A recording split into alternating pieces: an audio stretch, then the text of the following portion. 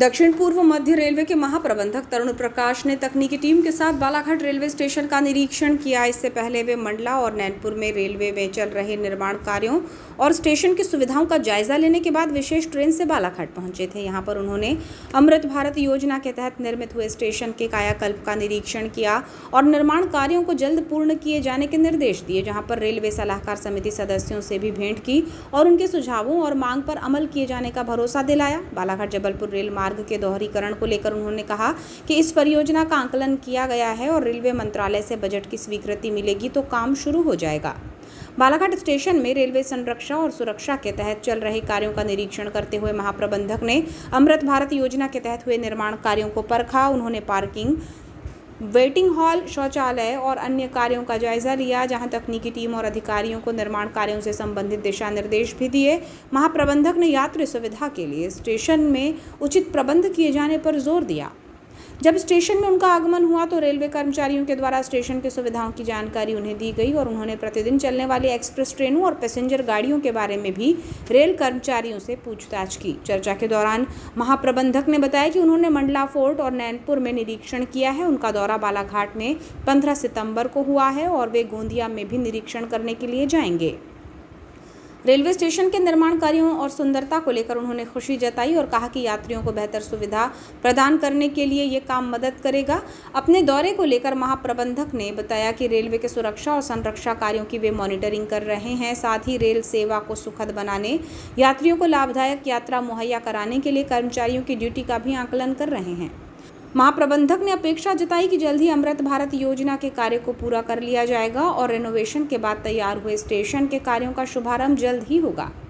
चर्चा के दौरान ट्रेनों की लेट लतीफ़ी को लेकर पूछे गए सवाल पर महाप्रबंधक ने कहा कि बालाघाट गोंदिया रेलखंड पर गाड़ियों के देरी से चलने पर समाधान करते हुए गोंदिया में ROR का निर्माण किया गया है, जिससे मालगाड़ियां भी गुजर रही हैं। आने वाले दिनों में ट्रेनों की पंक्चुअलिटी में सुधार आएगा।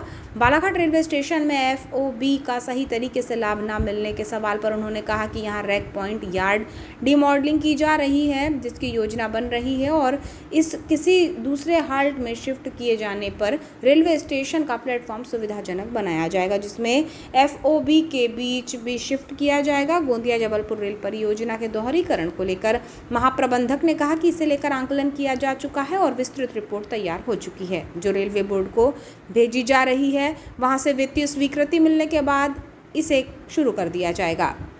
महाप्रबंधक के दौरे को लेकर रेलवे सलाहकार समिति सदस्यों के द्वारा ट्रेनों को समयबद्ध तरीके से चलाने, डेली एक्सप्रेस ट्रेनों की संख्या बढ़ाने और लोकल ट्रेनों के विस्तारीकरण को लेकर भी ज्ञापन दिया गया। साथ ही बालाघाट रेलवे स्टेशन में आरक्षण काउंटर की संख्या बढ़ाने, सरेखा ROB बनने के बाद रेलवे का प्रवेश द्वार बाईपास मार्ग की दिशा से दिए जाने सहित कई मांगों को रखा गया, जिनका उचित परीक्षण कर समाधान किए जाने का भरोसा महाप्रबंधक ने जताया है। देखिए, ये निरीक्षण जो है मंडला फोर्ट से लेकर नैनपुर होते हुए बालाघाट तक और आगे अभी गोंदिया तक का भी निरीक्षण होगा।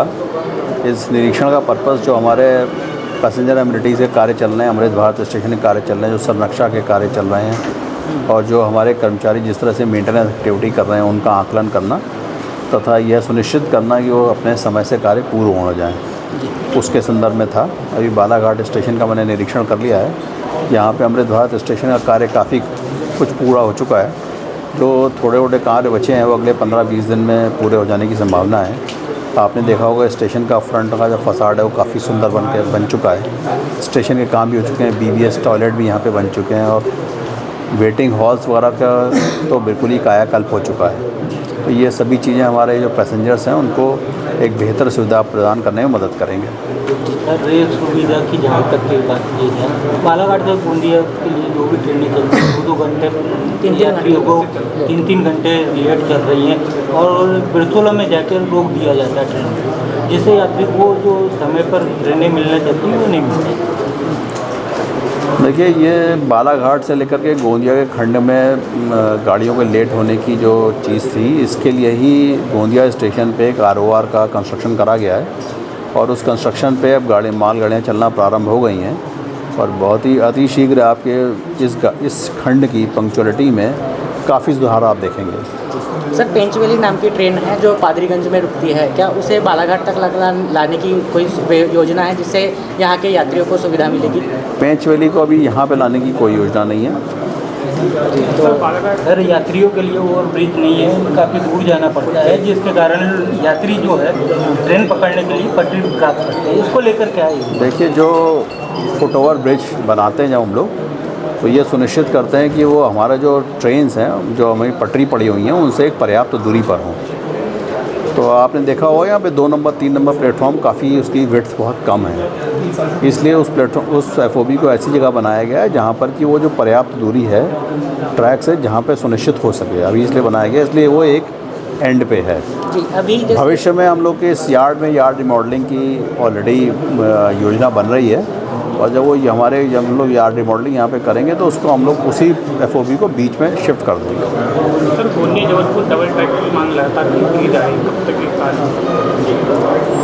देखिए, ये परियोजना का आकलन हम लोग कर चुके हैं और इसको हम लोग रेलवे बोर्ड प्रेषित कर रहे हैं, वहाँ से स्वीकृति के पश्चात इस पर कार्य शुरू किया जाएगा।